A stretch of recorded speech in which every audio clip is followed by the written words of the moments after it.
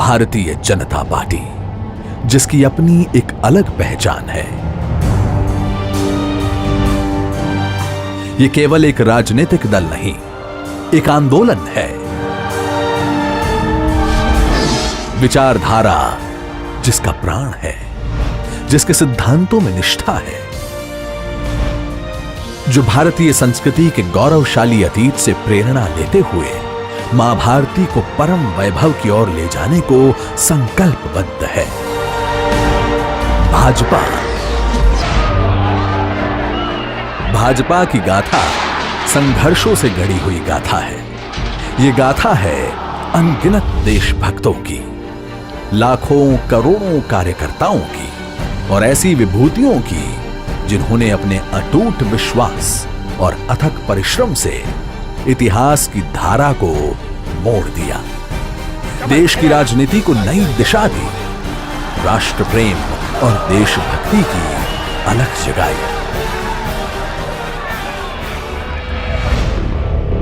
स्वतंत्रता के पश्चात जब नेहरू लियाकत पैक्ट पर हस्ताक्षर हुए, तब तत्कालीन प्रधानमंत्री नेहरू ने पाकिस्तान में रह गए हिंदुओं की जिम्मेदारी से मुंह मोड़ लिया।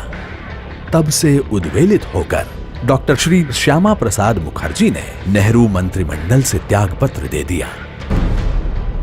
नेहरू के पाश्चात्य प्रेम से ऐसी नीतियां बनने लगी जिनमें भारतीय संस्कृति सुरक्षित नहीं रह सकती थी। कांग्रेस गांधीवाद को विस्मित कर नेहरूवाद के रास्ते पर चलने लगी।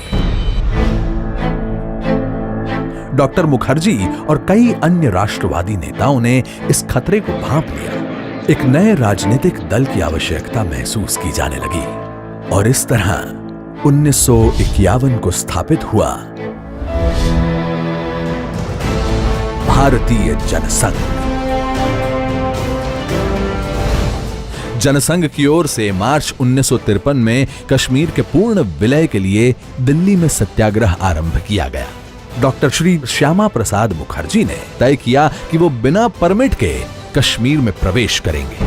उन्होंने सिंह गर्जना करते हुए कहा था कि एक देश में 2 विधान, 2 निशान और 2 प्रधान नहीं चलेगा। अपनी दृढ़ संकल्प शक्ति और जनता से मिल रहे समर्थन के बल पर 11 मई 1953 को श्री मुखर्जी ने बिना परमिट के कश्मीर में प्रवेश कर लिया और उनको गिरफ्तार कर लिया गया। 23 जून 1953 को संदेहास्पद स्थितियों में वे शहीद हो गए।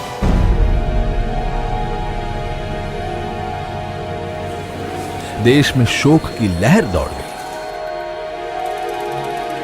मुखर्जी के बलिदान का असर यह हुआ कि 9 अगस्त को शेख अब्दुल्ला को जम्मू कश्मीर के प्रधानमंत्री के पद से हटाकर बंदी बना लिया गया और जम्मू कश्मीर के लिए परमिट व्यवस्था को खत्म कर दिया गया। 1947 में देश को ब्रिटिश हुकूमतों से तो आजादी मिल गई, लेकिन देश के कई हिस्से ऐसे थे जिन पर अभी भी विदेशी ताकतों का कब्जा था। इन क्षेत्रों की मुक्ति के लिए पार्टी ने गोवा मुक्ति आंदोलन चलाया, पौंडीचेरी दादर हवेली की स्वतंत्रता के लिए अभियान चलाया, पश्चिम बंगाल के बेरुबारी को पाकिस्तान के हाथों में सौंपने का तीव्र विरोध किया, कच्छ समझौते के विरुद्ध आंदोलन किया और गौ हत्या के विरुद्ध अभियान चलाया। वर्ष 1965 में पाकिस्तान ने छलपूर्वक भारत पर हमला कर दिया और कच्छ के कंजर कोट समेत कई इलाकों पर कब्जा कर लिया। जनसंघ ने इसका विरोध किया और देश भर से जुटे 5 लाख लोगों ने दिल्ली आकर फौज न हारी, कौम न हारी, हार गई सरकार हमारी का नारा दिया। जनसंघ के समर्थन से तत्कालीन प्रधानमंत्री लाल बहादुर शास्त्री को हिम्मत मिली और भारतीय सेना ने पाकिस्तान पर विजय पा ली।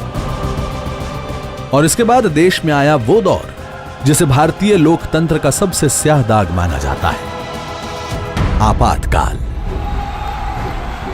आपातकाल के दौरान तमाम बड़े विपक्षी नेताओं को जेल में डाल दिया गया और उन्हें यातनाएं दी गई। राष्ट्रीय स्वयंसेवक संघ पर भी प्रतिबंध लगा दिया गया। जनसंघ के हजारों कार्यकर्ताओं ने अग्रिम पंक्ति में खड़े होकर आपातकाल के दंश को झेला और 1977 के चुनाव में जनता पार्टी के नेतृत्व में देश को नई सरकार मिली। पर भारतीय राजनीति का यह पहल प्रयोग ज्यादा दिन नहीं चल पाया और आपसी लड़ाई व कांग्रेस के षड्यंत्रों के कारण सरकार गिर गई और 6 अप्रैल 1980 को जनता पार्टी से अलग होकर भारतीय जनता पार्टी का गठन हुआ। 1987 में देश में राजीव गांधी की सरकार थी। बोफोर्स मामले में उनकी सरकार पर भ्रष्टाचार के आरोप लगे और शाहबानो केस ने उनकी अल्पसंख्यक वोट बैंक की राजनीति का पर्दाफाश कर दिया। 25 सितंबर 1989 को पंडित दीनदयाल उपाध्याय की जयंती के मौके पर श्री लाल कृष्ण आडवाणी ने गुजरात के सोमनाथ से राम रथ यात्रा शुरू की। देश के जिस भी भाग से ये यात्रा निकली, इसे अपार जन समर्थन मिला। इस यात्रा ने न केवल भारतीय जनता पार्टी की राजनीति को बदल कर रख दिया, बल्कि देश के भविष्य को भी एक नई राह दी। 1991 का वो दौर जब आतंकवाद अपने चरम पर था, उसी दौरान भाजपा ने कश्मीर के लाल चौक पर तिरंगा फहराने का निर्णय लिया। दिसंबर 1991 में भाजपा के तत्कालीन अध्यक्ष डॉक्टर मुरली मनोहर जोशी के नेतृत्व में एकता यात्रा निकाली गई।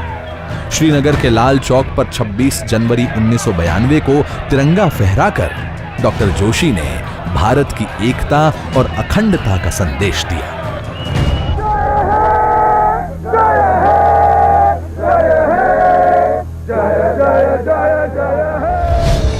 वर्ष 1996, 1998 और 1999 में 3 लोकसभा चुनाव हुए, जिसमें भाजपा सबसे बड़ी पार्टी बनकर उभरी और श्री अटल बिहारी वाजपेयी ने देश को सफल नेतृत्व दिया। इसके बाद भाजपा को विपक्ष में बैठने का निर्णय मिला और भाजपा ने यहां भी एक सजग और जनता की आवाज उठाने वाले सशक्त विपक्ष की भूमिका निभाई। आज केंद्र और अनेक राज्यों में भाजपा और इसके गठबंधन की सरकारें अंत्योदय एवं एकात्म मानववाद के आधार पर जन कल्याण के कार्य कर रही है। आज भाजपा विश्व की सबसे बड़ी पार्टी है। इस पार्टी को लाखों करोड़ों कार्यकर्ताओं ने सींचा है और आज भी इसके समर्पित कार्यकर्ता नेपथ्य में रहकर मां भारती की सेवा कर रहे हैं। भाजपा का लगातार हो रहा देश में विस्तार इस बात का प्रतीक है कि लोगों की आस्था और विश्वास पार्टी नेतृत्व में बढ़ रहा है। पार्टी को देश के कोने कोने से अपार जन समर्थन मिल रहा है।